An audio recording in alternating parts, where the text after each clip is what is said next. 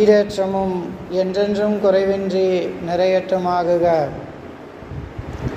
அன்புக்கினி அல்லாஹுவின் நல்லடியார்களே, அல்லாஹுனுடைய மிகப்பெரியதொரு கிருபை அவனை வணங்குவதற்காக வேண்டியும் அவனுடைய மார்க்கத்தை பற்றி சில விஷயங்களை தெரிந்து கொள்வதற்காக வேண்டியும் இன்றைய தினத்தில் அல்லாஹ் நம்மவர்களுக்கு வாய்ப்பளித்திருக்கின்றானே, இது அல்லாஹ் நம் மீது செய்த மிகப்பெரியதொரு கிருபையாக இருக்கின்றது. அதனுடைய அடிப்படையில் இந்த ஜும்மாவுடைய சிந்தனையாக நம்முடைய உலக வாழ்க்கையை பொறுத்தவரை அல்லாஹு தஆலா நிம்மதியையும் கஷ்டத்தையும் மேடு பள்ளங்களையும் பல்வேறு விதமாக அல்லாஹு தஆலா அமைத்திருக்கிறான்.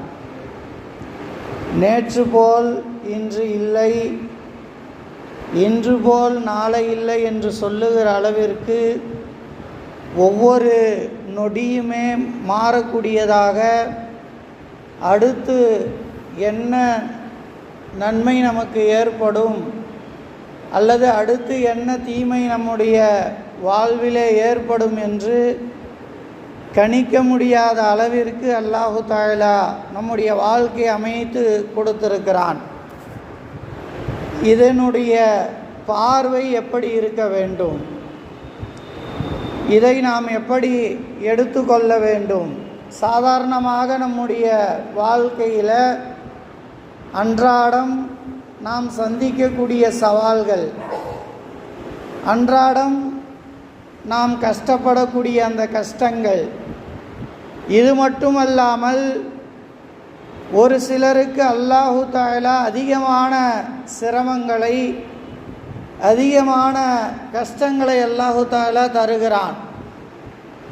இப்போ அந்த நேரத்தில் நாம் நம்முடைய மார்க்கம் நமக்கு என்ன வழி காட்டுகிறது? இது போன்ற நேரங்களிலே நாம் திருமறை குர்ஆனையும் ஹதீஸையும் பார்க்கிற போது பல்வேறு வழிகாட்டுதல்களை அல்லாஹு தஆலா நபிமார்கள் மூலமாக நமக்கு தந்திருக்கிறான். நம்முடைய நபி ஸல்லல்லாஹு அலைஹி வஸல்லம் அவர்களை நாம் எடுத்துக்கொண்டாலும் அவர்கள் ஆமினா, அப்துல்லா என்று சொல்லக்கூடிய இரு தம்பதியருக்கு மகனாக பிறக்கிறார்கள். அவர்கள் ஒரு உயர்ந்த குறைஷி குலத்திலே பிறந்தார்கள், உயர்ந்த கோத்திரத்திலே பிறந்தார்கள். மக்களிலே நாம் என்ன செய்யக்கூடாது? வேறுபாடுகள் பார்க்கக்கூடாது.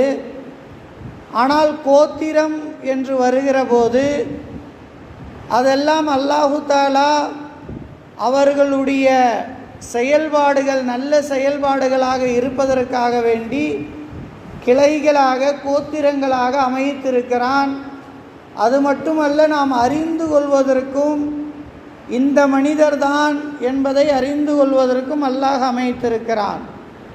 திருமறை குர்ஆனிலே சொல்லுகிற போது, யா அய்யுஹன்னாசு இன்னா ஹலக்னாகும் மின் தகரி வ உன்சா, ஓ மனிதர்களே, உங்களை ஒரு ஆண் பெண்ணிலிருந்து தான் நாம் படைத்தோம் என்று அல்லாஹ் சொல்லிவிட்டு, உங்களை அறிந்து கொள்வதற்காக வேண்டிதான் கோத்திரங்களையும் கிளைகளையும் நாம் ஆக்கியிருக்கிறோம். இன்ன அக்ரமக்கும் இந்தல்லாஹி அத்காக்கும், யார் சங்கையானவர் என்று சொன்னால், யார் சிறப்பானவர் என்று சொன்னால் அல்லாஹ்விடத்திலே தக்வா உடையவர், இறையச்சமுடையவர் தான் சிறந்தவர் என்று அல்லாஹ் அந்த இறைவசனத்திலே குறிப்பிட்டு காட்டுகிறான். அதுபோல அன்றைய காலகட்டத்திலே ஒரு உயர்ந்த கோத்திரம் என்று சொல்லுகிற அளவிற்கு அந்த கோத்திரத்திலே நபிகள் பெருமானார் ஸல்லல்லாஹு அலைஹி வஸல்லம் அவர்கள் பிறக்கிறார்கள். அவர்கள் பிறப்பதற்கு அம்மாவுடைய வயிற்றில் இருக்கிற போது தந்தையை இழக்கிறார்கள். அதற்கப்புறமாக தன்னுடைய 6ஆம் வயதிலே, சுமார் 6ஆம் வயதிலே தாயை இழக்கிறார்கள். அப்போ ஒரு பிள்ளை இப்படி தாயையும் தந்தையும் இழந்த பிள்ளை நம்முடைய வாழ்க்கையில் நாம் பார்க்கிற போது அந்த பிள்ளையினுடைய எதிர்காலம் எப்படி அமையும் என்று ஒரு கேள்விக்குறியாக இருக்கும். அதை நாம் பார்க்கிற போது அது எத்தீமான பிள்ளை என்பதாக சொல்லுவோம்.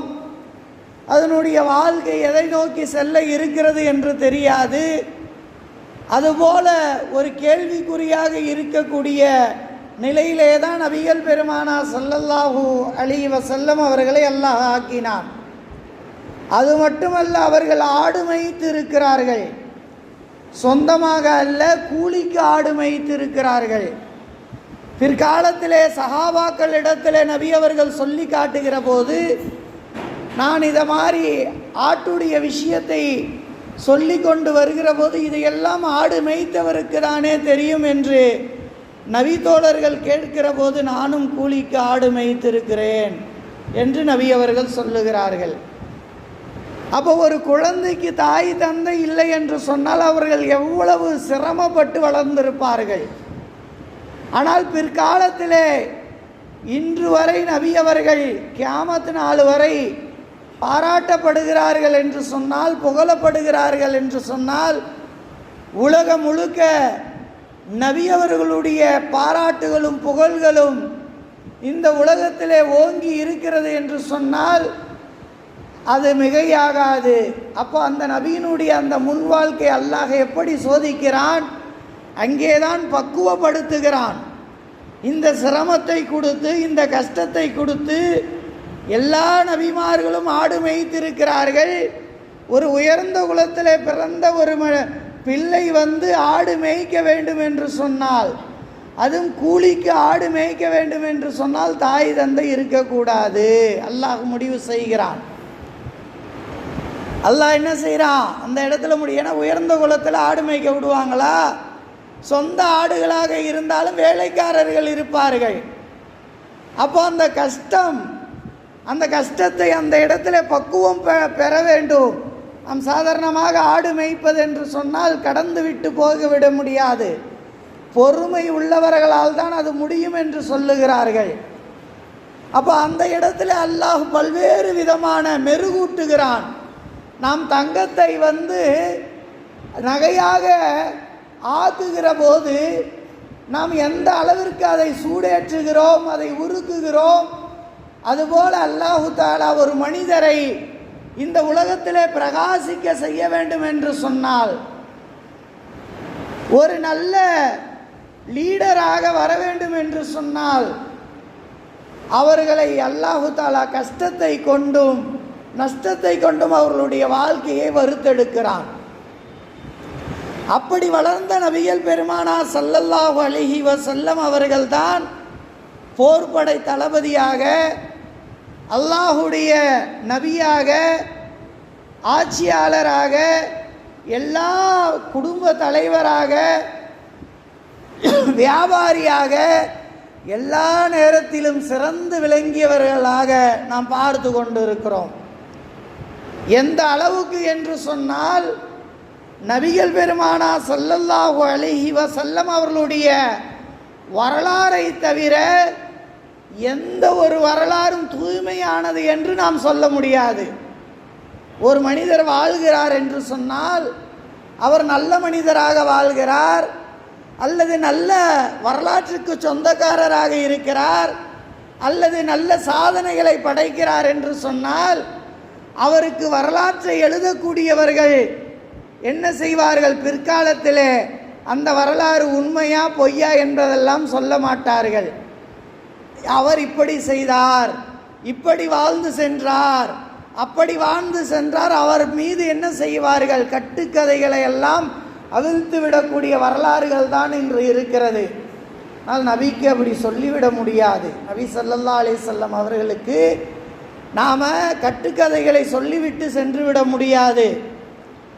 நபி ஸல்லல்லாஹு அலைஹி வஸல்லம் அவர்களுடைய வரலாறை பாதுகாப்பதற்காக வேண்டிய 5 லட்சம் நபர்களுடைய வரலாறு பாதுகாக்கப்பட்டு இருக்கிறது. அஸ்மாவுர் ரிஜால் என்று சொல்லுவார்கள். டெல்லியிலே தேவ்பந்திலே அந்த கோர்ஸ் ஓதி கொடுக்கப்படுகிறது. சுமார் 3 ஆண்டுகள் ஓத வேண்டும். 5 லட்சம் நபர்கள் நபி ஸல்லல்லாஹு அலைஹி வஸல்லம் அவர்கள் ஒன்றை செய்தார்கள் என்று சொன்னால் ஐ விட்னஸ், அவர்களை பார்த்தவர் அவருடைய சஹாபி சொல்ல வேண்டும், நாம் சொல்லிவிட முடியாது. பிற்காலத்திலே வந்த 300 ஆண்டுகளுக்கு பிறகு 500 ஆண்டுகளுக்கு பிறகு வந்தவர் சொல்லிவிட முடியாது. ஏதோ புகழ்ச்சிக்காக பேசிவிட்டு செல்ல முடியாது. நாம் பாராட்டி விட்டு சென்று விட முடியாது. ஐ விட்னஸ் இருக்க வேண்டும். நபி ஸல்லல்லாஹு அலைஹி வஸல்லம் அவர்கள் இந்த நேரத்தில் இப்படி சொன்னார்கள். ஒரு ஹதீஸை அறிவிக்கக்கூடிய சஹாபி, உதாரணத்திற்கு நான் சொல்லுகிறேன், நபி ஸல்லல்லாஹு அலைஹி வஸல்லம் அவர்கள் இப்படி படுத்து இருக்கிறார்கள். ஒரு மூமின் விபச்சாரம் செய்வானா என்று சஹாபாக்கள் கேட்கிறார்கள். அவர்கள் சூழ்நிலைகள் வருகிற போது விபச்சாரம் செய்வான், திருடுவானா என்று கேட்கிற போது சூழ்நிலைகள் வரும்போது திருடுவான், ஆனால் பொய் சொல்லுவானா என்று சொல்லுகிற பொழுது இப்படி படுத்திருந்த நபி ஸல்லல்லாஹு அலைஹி வஸல்லம் அவர்கள் எழுந்து சொல்லுகிறார்கள், ஒரு மூமின் எந்த நேரத்திலும் பொய் சொல்ல மாட்டான். அதை கூட ஹதீஸிலே பதிவு செய்திருக்கிறார்கள் என்று சொன்னால், ஏதோ சஹாபாக்கள் சொன்னார்கள் மாத்திரம் அங்கே பதிவு செய்யப்படவில்லை. உதாரணத்துக்கு அபூ ஹுரைரா ரலியல்லாஹு அன்ஹு அவர்கள் அறிவிக்கிறார்கள் என்று சொன்னால், அவர் யார்கிட்ட சொன்னார், எந்த தாபியின்ட்ட சொன்னார், அவருக்கு பிறகு எந்த தபா தாபியின்ட்ட சொன்னார், அவருக்கு பிறகு எந்த நபர்கிட்ட சொன்னார், அந்த நபர் எப்படிப்பட்டவர், நல்ல சிந்தனையாளரா, நல்ல ஞாபக சக்தி உடையவரா, அல்லது எல்லா நேரத்திலும் உண்மையாக வாழக்கூடியவரா, இது எல்லா வரலாறுகளும் 5 லட்சம் வரலாறுகளை, ஒரு நபருடைய வரலாறை பாதுகாப்பதற்காக வேண்டி 5 லட்சம் மனிதருடைய வரலாறுகளை பாதுகாக்கப்பட்டு இருக்கிறது என்று சொன்னால், அது ஒரே மனிதர் ஆதம் அலைஹிஸ்ஸலாம் அவர்களிலிருந்து கியாமத் நாள் வரை நம்முடைய நபி ஸல்லல்லாஹு அலைஹி வஸல்லம் அவர்களுக்கு மட்டும்தான். ஏன்னா இவங்க பேரில் நம்ம இட்டுக்கட்டி எதுவுமே சொல்லிட முடியாது. நபியை சொல்லிட்டு போயிருக்கிறாங்க. என்னுடைய பேரில் ஒரு செய்தியை, நான் சொல்லாத ஒரு செய்தியை யாராவது ஒரு மனிதர் முத்தஅம்மிதன் வேண்டுமென்று சொல்லுவாரோ அவருடைய இடத்தை நரகத்திலே ஆக்கி கொள்ளட்டும். ஏன்னா தெரியாமல் சொல்லலாம். ஏன்னா சஹாபாக்கள் அறிவிக்கிற போது அடுத்தடுத்து 300 ஆண்டுகளுக்கு பிறகு 200 ஆண்டுகளுக்கு பிறகு தான் புகாரி ஷரீஃப்லாம் ஹதீஸை தேடுறாங்க. நபி இறந்ததற்கு பிறகு, நபி மௌத்திற்கு பிறகு, வஃபாத்திற்கு பிறகு ஹிஜ்ரி 200க்கு அப்புறம் தான் ஷாஃபி இமாம் வராங்க, அபூ ஹனீஃபா இமாம் வராங்க, புகாரி ஹதீஸு கோர்க்கப்படுகிறது, திருமதி கோர்க்கப்படுகிறது. அப்போ 200 ஆண்டுகளாக அந்த ஐ விட்னஸில் இருந்து கரெக்டான முறையில் இருந்தாதென்றால் அந்த ஹதீஸை என்ன செய்வாங்க, எடுப்பாங்க. இது நபி சொன்னாங்க, நபி இப்படி செஞ்சாங்கன்னு. அதில் சில தவறுகள் சில ஹதீஸில் ஏற்படலாம். அதில் கீழே போட்டுருவாங்க, இது லைஃபான ஹதீஸு, இது முர்சலான ஹதீஸு. ஹதீஸு கலையே இருக்குது. ஹதீஸ் கலை 14 மணி நேரம் ஒரு கிளாஸ். அது ஹதீஸை எப்படி இது ஹதீஸா இல்லையா, இந்த ஹதீஸை எப்படி எடுக்கிறது, இந்த ஹதீஸை எப்படி நாம் அமல் செய்கிறது, செய்யலாமா செய்யக்கூடாது, இன்றைக்கி பல பிரிவாக பிரிஞ்சு இருக்கிறோமே, எல்லாம் அதை விளங்காததுனால தான். எதையுமே அந்த ஆணித்தரமாக மூலத்திலிருந்து விளங்காததுனால இன்றைய காலத்தோடு இதுதான் ஹதீஸு, இதுதான் இப்படின்னு அதனால தான் பல பிரிவாக பிரிந்து கொண்டு இருக்கிறோம் நாம். அப்போ இவ்வளோ விஷயங்களை தெரியாமல் சில தவறுகள் நடக்கலாம். ஆனால் முத்தஅம்மிதன் வேண்டுமென்றே நபி இதை செய்தார் யாருமே சொல்ல முடியாது. அப்போ அந்த நபியினுடைய வாழ்க்கையினுடைய ஆரம்பத்தை நாம் பார்க்கிறோம்.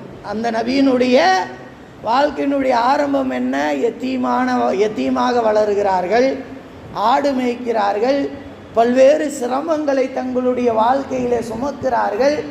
பிறகு அவர்கள் எவ்வளவு பிரகாசிக்கிறார்கள். அவருடைய வாழ்க்கையை எதிர் வரக்கூடிய நம்முடைய ரபியுல் அவல் வருகிறது. இப்போது துல்ஹஜ், அடுத்தது முஹர்ரம், சஃபருக்கு அப்புறம் ரபியுல் அவல் வருது. அதுக்கு முன்னாடியே ஒரு 5-4 வாரத்திற்கு முன்னாடியே நபி ஸல்லல்லாஹு அலைஹி வஸல்லம் மகத்தான மனிதர் என்ற தலைப்பில் நம்ம அவங்கள பற்றி A to Z எல்லாத்தையும் நம்ம பார்ப்போம்.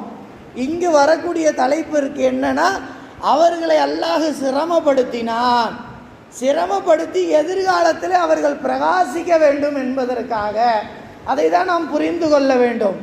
ஏன்னா நம் வாழ்க்கையிலே பல்வேறு விதமான நிறைய பேர் தொழிலை ஆரம்பிப்பாங்க. தொழில் ஆரம்பித்து நிறைய நஷ்டங்கள் ஏற்படும், தொழிலில் நிறைய பின்னடைவுகள் ஏற்படும்.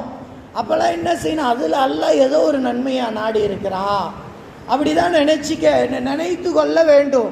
கண்டிப்பாக அல்லாஹ் நன்மையை தான் அதில் என்ன செய்திருப்பான், நாடி இருப்பான். அப்போ நபி ஸல்லல்லாஹு அலைஹி வஸல்லமுடைய வாழ்க்கை இப்படி. அடுத்தது மூசா அலைஹிஸ்ஸலாம் அவர்களை பற்றி அல்லாஹ் திருமறையிலே சொல்லுகிறான். 20வது சூறாவிலே பதிவு செய்கிறான். நபீனா மூசா அலைஹிஸ்ஸலாம் அவர்கள் ஒரு இறை தூதராக அல்லாஹு தாலா இந்த உலகத்தில் பிறக்க செய்கிறான். பிறந்த உடனடியாக அந்த நாட்டில் என்ன சட்டம், ஃபிரௌன் என்ன சட்டம் போட்டுட்டான், இஸ்ரவேலர்களுடைய வீட்டில் எந்த ஆண் குழந்தை பிறந்தாலும் அவர்களை கொன்றுவிட வேண்டும், அவர்களை கொலை செய்து விட வேண்டும் என்று சொன்னால் ஜோசியக்காரர்கள் சொல்லிவிட்டார்கள். இஸ்ரவேலர்களிலிருந்து ஒரு குழந்தை உருவாகும், அதுதான் உன்னை என்ன செய்யும், உன்னுடைய ஆட்சிக்கு பங்கம் விளைவிக்கும், உன்னுடைய வாழ்க்கை தரமட்டமாகிவிடும். அன்புக்கினி அல்லாஹ்வின் நல்லடியார்கள், இங்கு ஒரு விஷயத்தை நாம் சொல்ல வேண்டும். ஜோசியத்தை பார்க்க வேண்டாம் என்று நம்முடைய மார்க்கம் நமக்கு என்ன செய்கிறது, கற்றுத்தருகிறது, சொல்லுகிறது. ஆனால் ஜோசியம் உண்மையா இல்லையா என்று சொன்னால் இன்று வேணாலும் அது உண்மையாக பொய்யாக இருக்கலாம், ஆனால் அன்று உண்மை. அதெல்லாம் ஒவ்வொரு கலைகள் தான். ஜோசியம் என்பது ஒரு கலை. அதாவது கராட்டே இருக்கிறது, கும்ஃபும் இருக்கிறது, இதெல்லாம் ஒரு கலை மாதிரி. ஒரு வசியம் செய்கிறது ஒரு கலை மாதிரி. ஜோதிடமும் ஒரு கலை. அந்த நட்சத்திரங்களை கணக்கிட்டு அந்த 12 கட்டங்கள் எல்லாம் சொல்லுவார்கள். அந்த கிரகங்கள் எந்த நேரத்தில் கரெக்டாக அமைகிறதோ அந்த நேரத்தில் பிறக்கக்கூடிய இந்த பூமியில் ஏற்படக்கூடிய டெம்பரேச்சர், பூமியில் ஏற்படக்கூடிய அதிர்வுகள், இதையெல்லாம் வைத்து கணக்கிடப்படுவது தான் ஜோதிடம். ஆனால் இன்று அந்த ஜோதிட கலையை யாரும் அறிந்திருக்கவில்லை. என்னன்னா பொய்கள் அதிகமாக கலந்து விட்டது. அது கலந்ததன் காரணமாக தான் இன்று சரியாக ஜோதிடம் சொல்லக்கூடியவர்கள் யாரும் இல்லை. அதனால் நம்முடைய மார்க்கமும் ஜோதிடத்தை நீங்கள் பார்க்காதீங்க, அல்லாஹுவை நம்புங்க. ஏன்னா ஜோதிடத்தை பார்க்க ஆரம்பிச்சிட்டிங்கன்னு சொன்னால் நீங்கள் அல்லாஹ்வை நம்புறதை விட்டு வெளியே வந்துடுவீங்க. உங்களுடைய அந்த களிமா என்ன செய்கிறோம், கெட்டு போய்விடும், களிமா அடிபட்டு விடும் என்பதற்காக வேண்டி ஜோதிடம் பார்க்க வேண்டாம் என்று நம்முடைய மார்க்கம் நமக்கு என்ன செய்கிறது, கற்று தருகிறது.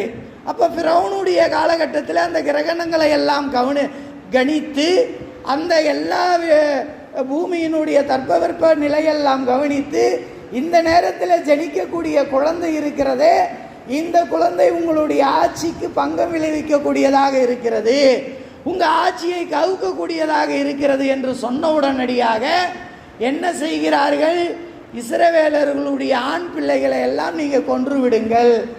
அப்போ மூசா அலைஹிஸ்ஸலாம் எங்கே பிறக்கிறாங்க, இஸ்ரவேலர்களுடைய வீட்டில் தான் பிறக்கிறாங்க. அந்த அம்மாவுக்கு தான் குழந்தையாக பிறக்கிறார்கள். உடனடியாக அந்த அம்மாவுக்கு மிகப்பெரியது ஒரு பதட்டம். ஏன்னா ஆண் குழந்தையை கொன்று விடுவானே. அப்போ அல்லாஹ் வஹி அறிவித்தேன் என்று சொல்லுகிறான். அல்லாஹ் என்ன செய்கிறான், வஹி அறிவித்தேன், அந்த அம்மாவுக்கு நான் வஹி அறிவித்தேன். வஹி பல வகையான வஹிகள் இருக்கிறது. நபி ஸல்லல்லாஹு அலைஹி வஸல்லம் அவர்களுக்கு சில நேரத்தில் மணி ஓசை போல வஹி வரும் என்று சொல்லுவார்கள். மணி ஓசைனா டிங் டிங்னு அடிக்கிறதா?